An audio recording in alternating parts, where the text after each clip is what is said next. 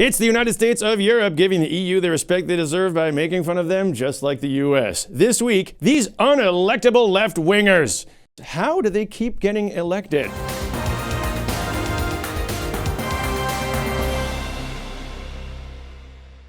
In Greece, left-wing Alex Tsipras broke every promise to the Greek people, but he still got re-elected. And meanwhile, in the UK, left-wing Jeremy Corbyn is now the elected Labour Party leader. Both Tsipras and Corbyn were congratulated by super left-wing Podemos in Spain. So from Greece to Spain to the UK, the left-wing have triangulated Europe.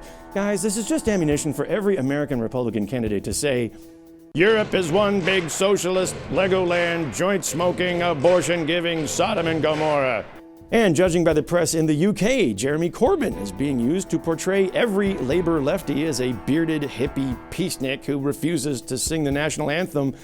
But in the case of Jeremy Corbyn, that is accurate. Oh, and he's vegetarian, whereas David Cameron likes pork. So UK, putting your penis into a dead pig is outrageous, but putting your penis into a live boy is apparently okay? Okay, got it.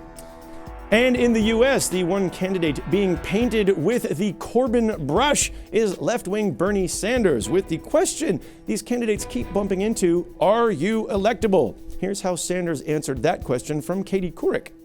How do you compete when Senator Clinton is saying, we're going to raise $2 billion? Can any candidate who is not tied in with the billionaires, who is trying to represent working families, who is trying to deal with the tough issues facing our country, can they run for office anymore? Still, Sanders now has a movement behind him called Feel the Burn. It even touches on some Republicans. Here's candidate Jeb Bush unwittingly posing with some Bernie Sanders supporters. And meanwhile, elected Republicans had a big moment this last week as the Catholic Speaker of the House, John Boehner, succeeded in inviting for the first time ever the Pope to address the U.S. Congress and hopefully set the record straight on these social conservative issues like same-sex marriage and abortion. But if they were expecting the Pope to support capitalism, uber alles, and small government, they were sorely mistaken. Most of us were once foreigners. In fact, in some ways, Pope Francis may be further to the left than Labour in the UK or the Democrats in the US, and he was recently voted most likely to wear this t-shirt. Republicans may have been underwhelmed by the Pope's speech, but do you know who loved it? US Senator Bernie Sanders.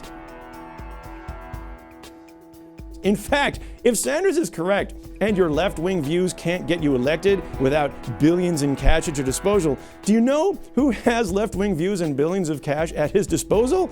Introducing your Democratic lineup for 2016, Pope Francis and Bernie Sanders. God bless America. We'll see you next week.